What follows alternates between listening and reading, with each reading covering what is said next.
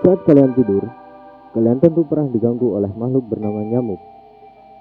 Nyamuk merupakan jenis serangga yang paling sering kita temui, selain lalat, baik di kamar, di rumah, maupun di kebun.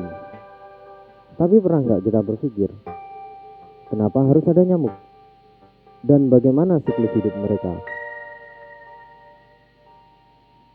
Mari kita bahas tentang nyamuk, serangga paling mematikan umat manusia. Nyamuk pertama kali ditemukan sekitar 80 juta tahun yang lalu, yang terdapat dalam sebuah fosil batu amber.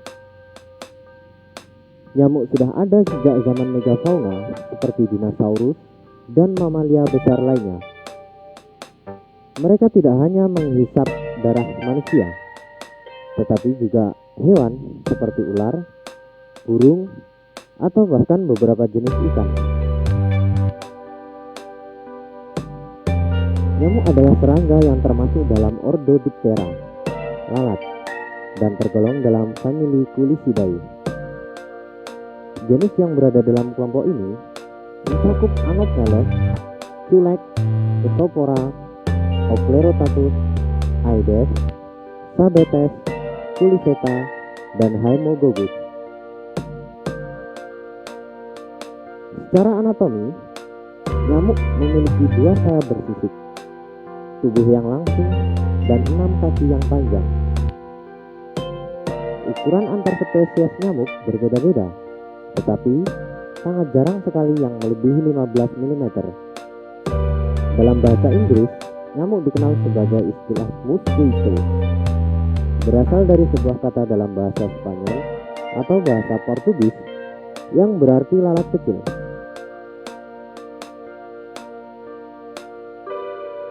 Sekarang ada sekitar lebih dari 3.000 jenis nyamuk yang tersebar di seluruh dunia, tetapi yang bisa membawa bibit penyakit hanya ada 3 jenis, yaitu Anopheles gambia yang dapat menyebabkan penyakit malaria, Aedes aegypti yang dapat menularkan penyakit demam berdarah, chikungunya, Zika, Mayaro, serta yellow fever,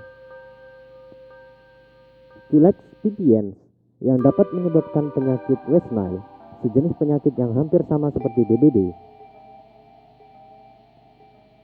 Penyakit ini bisa dialami seseorang tanpa gejala, namun kondisinya bisa menjadi lebih parah dan dapat menyebabkan radang otak hingga radang selaput otak. Siklus hidup nyamuk dimulai ketika induk betina dan induk jantan melakukan reproduksi. Setelah itu, induk betina akan pergi mencari mangsa guna dihisap darahnya. Karena protein yang ada dalam darah kelak akan berguna bagi kelangsungan calon telur nyamuk.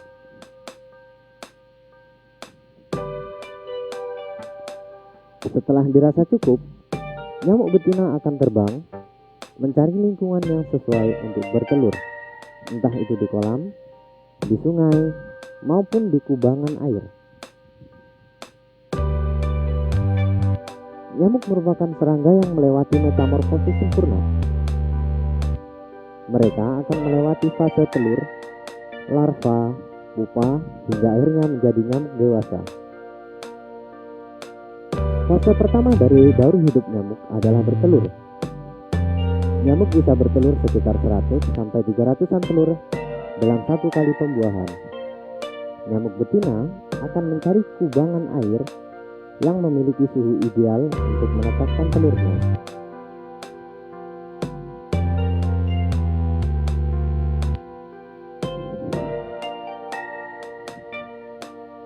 Dalam fase bertelur, nyamuk memerlukan waktu 2 hari sampai akhirnya menetas menjadi larva.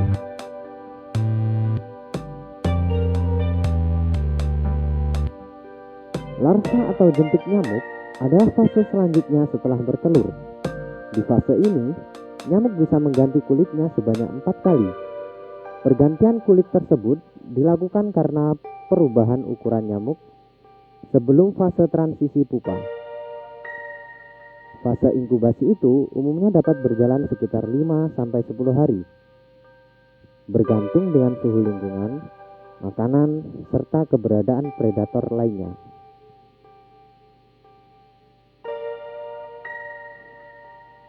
Setelah menjadi larva, fase selanjutnya adalah pupa. Pada fase ini adalah jeda atau waktu beristirahat nyamuk sebelum dirinya berubah menjadi sebuah nyamuk dewasa. Serupa dengan kepompong pada kupu-kupu, pada pupa nyamuk ia tidak memerlukan minum atau makanan. Lalu, untuk bertahan hidup, mereka akan memunculkan 2 buah antena ke permukaan yang bertujuan sebagai pernafasan.